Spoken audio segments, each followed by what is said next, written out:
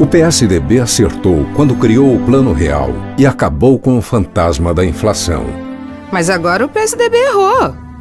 O PSDB acertou quando criou e implantou o Bolsa Escola. Mas o PSDB errou. O PSDB acertou quando implantou os agentes de saúde e os medicamentos genéricos. Mas o PSDB errou. O PSDB acertou quando criou a Lei de Responsabilidade Fiscal para combater o uso errado do dinheiro público. Mas o PSDB errou. É hora de pensar no país. Quem pensa no Brasil tem que ter coragem para apontar tudo que está errado. Isso é crítica. Quem pensa no Brasil tem que ser capaz de avaliar e rever suas ações e posições. Isso é autocrítica. E tudo isso deve ser feito sem guerra, sem ódio e sem medo. Isso é política.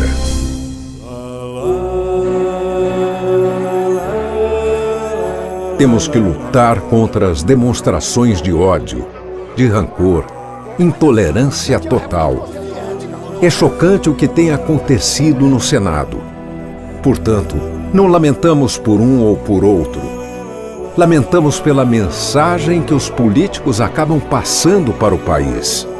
Não podemos difundir e espalhar este rancor imenso que vimos aqui nessa casa pelo país afora. Porque nós estaremos dando o pior exemplo que poderíamos dar ao Brasil. Porque não basta combater o que está errado. É preciso saber e defender o que é certo. É hora de pensar no Brasil. O PSDB sabe que é hora de assumir os seus erros. Acabamos aceitando como natural o fisiologismo, que é a troca de favores individuais e vantagens pessoais em detrimento da verdadeira necessidade do cidadão brasileiro. Temos que revisar nossos erros. Temos que nos conectar com as pessoas. Erramos cada vez que cedemos ao jogo da velha política. Mas se tem um erro que não vamos cometer, é de defender o indefensável. Porque tudo isso já passou da hora de mudar.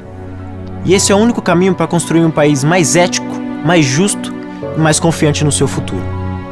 É hora de pensar no país. O Brasil está atravessando uma grave crise política. Não é a primeira, mas é sem dúvida a pior da história da República. Os escândalos de corrupção revelados nos últimos governos abalaram a confiança do nosso povo. E não atingiu só as empresas e os políticos acusados. É a política toda que está sendo questionada. A crise de credibilidade é generalizada. Quem já não ouviu, postou ou falou aquela frase: político é tudo igual. A verdade é que o modelo político praticado desde o fim da ditadura está falido. Pode ter funcionado no passado, mas ficou antigo e ganhou muitos vícios. Desde o fim da ditadura, os brasileiros elegeram 4 presidentes pelo voto direto. 2 deles saíram por impeachment. Ou seja, metade dos presidentes eleitos não completou seus mandatos. Agora, depois do mensalão, depois do petrolão, temos mais um presidente enfrentando grandes dificuldades para governar e unir os brasileiros. Será que basta mudar de governante? Será que não está na hora de mudar a maneira como se governa? Há quase 30 anos, o PSDB nasceu pela necessidade de defender a democracia. Nasceu longe das benesses oficiais, mas perto do pulsar das ruas. Queremos agora fazer o que diz nosso manifesto de fundação de 1988. Queremos convocar o povo brasileiro para prosseguir a luta pelas mudanças com energia redobrada através da via democrática e não do populismo personificado e do autoritarismo concentrados do poder de riqueza. A mudança que o Brasil precisa é a mudança que o PSDB defendeu em seu manifesto de criação em 1988. O parlamentarismo. Pois é, governos em crise, presidentes sem força para governar e sem apoio popular. Tudo isso está acontecendo agora, mas tudo isso já é muito antigo também. E onde está o problema? Nas pessoas apenas? Não existe salvador da pátria. O problema está no sistema, no chamado presidencialismo de coalizão. O que no Brasil virou um presidencialismo de cooptação. O que é o presidencialismo de cooptação? Melhor traduzir, né? Presidencialismo de cooptação é quando um presidente tem que governar negociando individualmente com políticos ou com partidos que só querem vantagens pessoais e não pensam no país. Uma hora apoia, outra não. E quando apoia, cobra caro. Quer dizer que o parlamentarismo resolve tudo isso? Não, mas o parlamentarismo obriga com que todos eles tenham mais responsabilidades. Dessa forma, o governo não se contamina com aquele velho toma lá, dá cá. Então, nós não vamos mais votar para presidente? Vamos sim. Você vota sim no presidente e no primeiro-ministro. Quem defende o presidencialismo gosta de dizer que no parlamentarismo os eleitores não escolhem os governantes. Não é verdade. Você vota no presidente e no primeiro-ministro também.